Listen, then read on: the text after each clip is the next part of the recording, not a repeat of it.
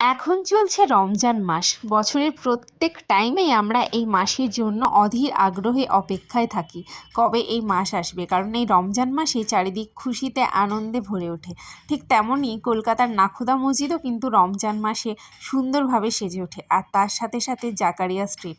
নাখোদা মসজিদ সংলগ্ন এই রাস্তাটি প্রকৃতপক্ষে জাকারিয়া স্ট্রিট নামে পরিচিত। আজকের ইফতারটা আমরা এই নাখোদা মসজিদেই করব, এটা ভাবতে পেরে খুব আনন্দ লাগছে, কারণ বাড়িতে যখন আত্মীয় স্বজনদের সঙ্গে একসঙ্গে বসে ইফতার করি তখনই কত ভালো লাগে। আর এখানে তো হাজার হাজার মানুষ আছে, সবার সঙ্গে ইফতার করার আলাদাই একটা অনুভূতি।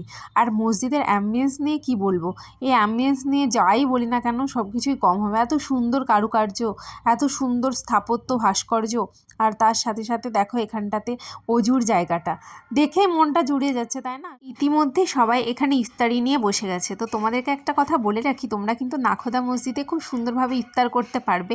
এখান থেকে প্রত্যেকটা ইফতারের জিনিস প্রোভাইড করা হয়। আমি ভাবি যে এতজন মানুষের আয়োজন কিভাবে সম্ভব, কারণ কোনো মানুষের যে নির্দিষ্ট লোক সংখ্যা সেটা বোঝা যাচ্ছে না, আন্দাজের ওপর ভিত্তি করে এত সুন্দর করে আয়োজন করা হচ্ছে।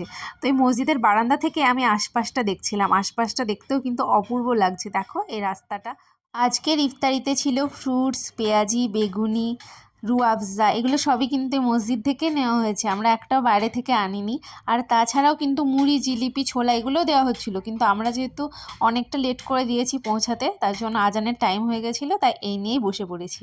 সে যাই হোক না কেন সবাই মিলে একসঙ্গে খাচ্ছি, তাই আলাদা একটা আনন্দ লাগছে, আলহামদুলিল্লাহ।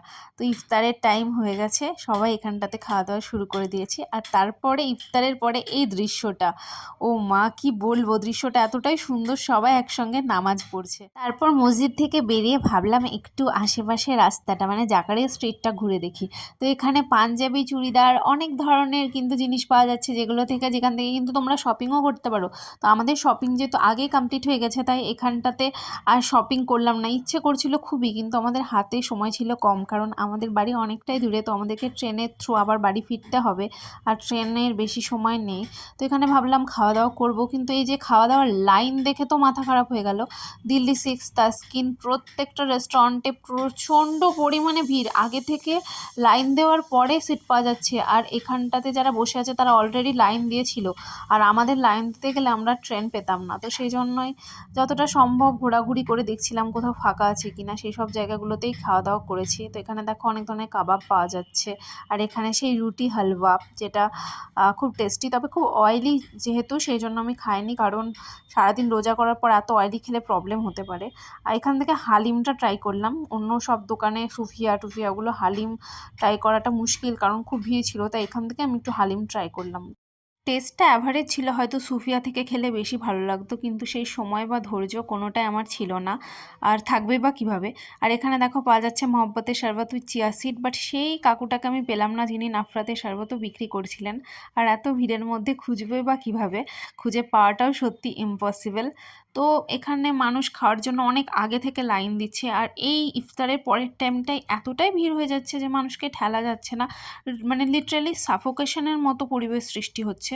তো আমি চেষ্টা করছিলাম কখন এখান থেকে বেরিয়ে যাব, এত ভিড় বেরোতেও ঠিকমতো পারছিলাম না।